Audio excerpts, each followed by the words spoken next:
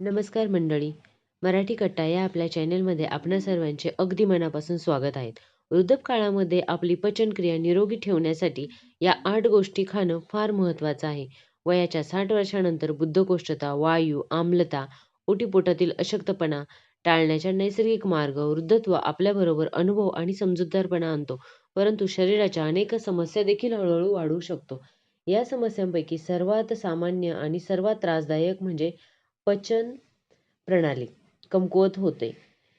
वय जसजसं वाढत जातं, 60व्या वर्षानंतर अनेक वृद्ध लोकांना दररोज बद्धकोष्ठता, वायू, अपचन, आंबट खोकला, जडपणा, भूक न लागणं यांसारख्या समस्यांचा सामना करावा लागतो. बऱ्याचदा लोकांना वाटतं की हा वयाचा परिणाम आहे आणि आता औषधांच्या मदतीने जीवन चालवावं लागेल. परंतु सत्य हे आहे की योग्य पोषण वृद्धापकाळात देखील पचन प्रणाली मजबूत ठेवू शकतं. आजच्या या व्हिडिओमध्ये मी तुम्हाला अशा 8 देशी आणि सहज उपलब्ध असलेल्या गोष्टी सांगणार आहे की जर वृद्धांनी दररोज आपल्या आहारामध्ये समावेश केला तर बद्धकोष्ठीची समस्या दूर होईल. तुम्हाला गॅस आणि आम्लतेपासून आराम मिळेल. अन्न योग्य प्रकारे पचेल, शरीर हलके राहील आणि ऊर्जा असेल. वृद्धापकाळाने पचन संस्था का बिघडते? सर्वप्रथम वयानुसार पचन बिघडणं का सुरू होतं हे समजून घेणं आवश्यक आहे. पोटाचे पाचक एन्झाईम्स कमी होऊ लागतात. आतड्यांची हालचाल मंदावते. झोपेचा अभाव, व्यायामाचा अभाव, जास्त पाणी पिणं आणि तणाव म्हणूनच आधी सहज पचणारं ते अन्न खाल्ल्याने वृद्धांना जड वाटतं. आता 8 गोष्टी आपण जाणून घेऊयात. वृद्धापकाळात पचन पुन्हा आपण मजबूत करू शकतो. मंडळी, हा व्हिडिओ खूप रोमांचक असणार आहे. शेवटपर्यंत नक्की बघा. वृद्धांसाठी सर्वात प्रथम क्रमांकाचा नैसर्गिक प्रोबायोटिक म्हणजे दही. दही हे पचनासाठी सर्वोत्तम अन्न मानलं जातं. विशेषतः वृद्धापकाळामध्ये दह्याचे फायदे खूप आहेत. हे आतड्यांतील चांगले विषाणू वाढवतं, बद्धकोष्ठता आणि अतिसारासारखी फायदेशीर गॅस आणि सूज कमी होते. यामुळे रोगप्रतिकारक शक्तीही वाढते. कसं खायचं? दुपारच्या जेवणासाठी 1 वाटी साधं दही जर तुम्हाला आवडत असेल तर थोडंसं किसलेलं आलं तुम्ही याच्यामध्ये घालून खाऊ शकता. रात्री दही खाणं टाळा. फ्रीजमध्ये शिळं किंवा मग शिळे पदार्थ खाणं टाळा. नंबर 2 वरती आहे त्रिफळा. वृद्धत्वासाठी सर्वात विश्वासार्ह उपाय म्हणजे त्रिफळा. हे आयुर्वेदाचं एक अमूल्य रत्न आहे, जे वृद्धांसाठी औषधापेक्षाही कमी नाहीये. त्रिफळाचे फायदे: दीर्घकालीन बद्धकोष्ठतेपासून आराम देतात, आतड्यांची स्वच्छता करतात, वायू आंबटपणापासून आराम मिळवतात, भूकही वाढते. आता हे त्रिफळा कसं घ्यायचं आहे तर बघा, रात्री झोपण्यापूर्वी तुम्हाला 1 चमचा त्रिफळाची पूड कोमट पाण्यामध्ये सतत 15-20 दिवस घ्यायची आहे. यामुळे चमत्कारिक परिणाम दिसून येतात. तिसऱ्या क्रमांकावरती आहे बडीशोप. आता बडीशोप ही पोटाची जळजळ आणि वायूंचा शत्रू आहे. बडीशोप हा केवळ तोंड ताजंतवानं करणारा उपाय नाही, तर वृद्धांसाठी रामबाण उपाय आहे. बडीशेपचे फायदे जे आहेत ते पोटातील जळजळ कमी करत आहे. गॅस आणि कब्जमध्ये आराम, अन्न लवकर पचतं, यामुळे तोंडाला दुर्गंधी दूर होते. आता ही कशी खायची आहे तर प्रत्येक जेवणानंतर 1 चमचा घ्यायची आहे. गरज भासल्यास तुम्ही कोमट पाणी सुद्धा पिऊ शकता. जर तुम्हाला हा व्हिडिओ आवडत असेल तर कृपया आपल्या चॅनलला लाईक करा, शेअर करा आणि चॅनलवर जर तुम्ही नवीन आला असाल तर चॅनलला सबस्क्राईब देखील करा. आता 4थ्या क्रमांकावरती जे आहे ते हलकं पचायला आणि एकदम सोपं. म्हातारपणामध्ये जड अन्न पचनक्रिया आणखी बिघडवत असेल तर या प्रकारामध्ये ओट्स पीठ हा सर्वात उत्तम पर्याय आहे. आपण बघूया की ओट्स नक्की काय फायदे देतं. भरपूर फायबरमुळे बद्धकोष्ठता होत नाही, पोट हलकं ठेवतं, यामुळे दीर्घकाळ ऊर्जा मिळते. आता हे कसं खायचं तर न्याहारीसाठी किंवा रात्रीच्या जेवणासाठी भाज्यांसह तुम्ही लापशी बनवून खाऊ शकता. जास्त मीठ घालू नका. 5व्या क्रमांकावरती आहे बद्धकोष्ठता नैसर्गिक उपाय म्हणजे पपई. पपई हे वृद्धांसाठी सर्वात सुरक्षित आणि सर्वात प्रभावी फळ आहे. पपईचे फायदे काय आहेत की पाचक एन्झाईम्स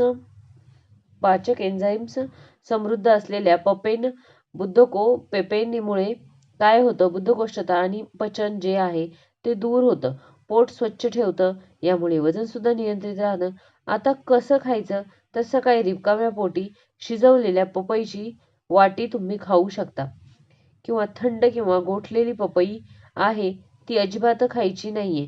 6व्या क्रमांकावरती आहे गॅस आणि वेदनेपासून तत्काळ आराम मिळवण्यासाठी मंडळी, वृद्धांसाठी अजवाईन म्हणजेच ओवा हे कोणत्याही औषधाच्या तुलनेपेक्षा कमी नाहीये.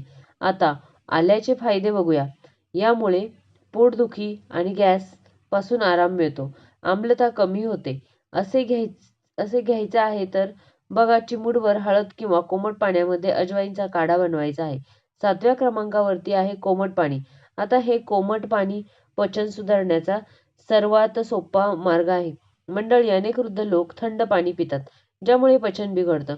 कोमट पाण्याचे फायदे म्हणजे आतडे स्वच्छ करणं, बद्धकोष्ठता दूर करणं, चयापचय वाढवून वायू कमी करणं. आता हे कसं प्यायचं? सकाळी उठताच दिवसभरामध्ये 2-3 ग्लास पाणी प्या. 8व्या क्रमांकावरती आहे भाजीपाल्याचे सूप. हलकं आणि पौष्टिक डेली रुटीनसाठी भाज्यांऐवजी जर तुम्ही भाजीपाल्याचं सूप घेतलं तर ते सुद्धा वृद्धांसाठी एक वरदान आहे. सूपाचे फायदे काय आहेत?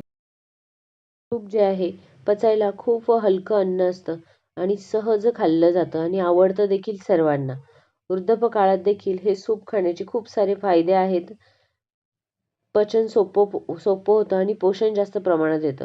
पोटावरचा भारही पडत नाही. आणि हे कसं बनवायचं तर रात्रीच्या जेवणासाठी लौकी, गाजर, पालक, टोमॅटो, कमी मीठ आणि मसाले सर्वोत्तम असतात. काळामध्ये पचन योग्य ठेवण्यासाठी 5 आवश्यक सवय. तुमचं अन्न जे आहे ते हळूहळू खायचं आहे. जास्त वेळ उपाशी राहायचं नाहीये. रात्रीचं जेवण हलकंच घ्यायचं आहे. दररोज थोडंसं चालणं आवश्यक आहे. तणावापासून दूर राहायचं आहे.